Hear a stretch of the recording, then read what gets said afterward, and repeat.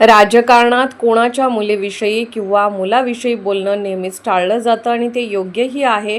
नाहीतर बोलण्यासाठी आमच्याकडेही अनेक गोष्टी आहेत. एका पालकांनी मला रेकॉर्डिंग पाठवली आहे, ज्यामध्ये असा उल्लेख आहे की आम्ही आमच्या जावयालाही सोडत नाही, त्यालाही जेलमध्ये टाकतो.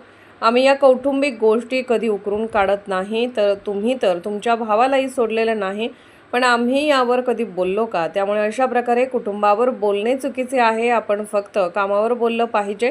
तुम्हाला स्वतःच्या घरासमोरील रस्ता तयार करण्यासाठी आमदार व्हावे लागले, पण मी लोकांच्या दारात जाऊन ती कामे 7-8 वर्षापूर्वीच केली आहे. त्यामुळे राजकीय चिखलफेक करताना कुटुंबाला मध्ये आणणे टाळलेलेच बरे, कारण आमच्या कुटुंबाचा इतिहास खूप चांगला आहे.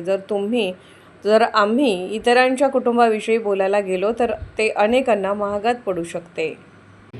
काल श्वेतबाई यांची, ते माझ्यापेक्षा मोठे आहेत, मोठे नेते आहेत, मी त्यांच्याविषयी आवाजावर बोलीन. श्वेतबाई यांची मी बाईट बघितली, पण त्यांच्या मागं बोलणारा धनी हे इद्रिस नायकवडी साहेबच आहे, ते मला माहीत आहे. पण एखाद्याच्या कोळींच्या मुलीविषयी बोलणं किंवा योगेंद्र थोरातांच्या मुलाविषयी बोलणं हे राजकारणात शक्यतो टाळलं जातं.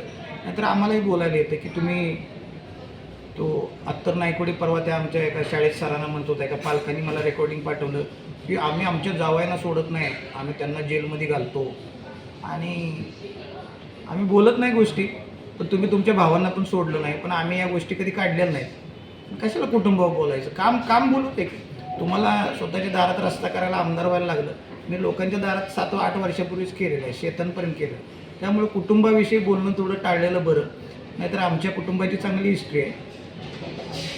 काही जणांचं काढलं तर खूप मागात जाईल.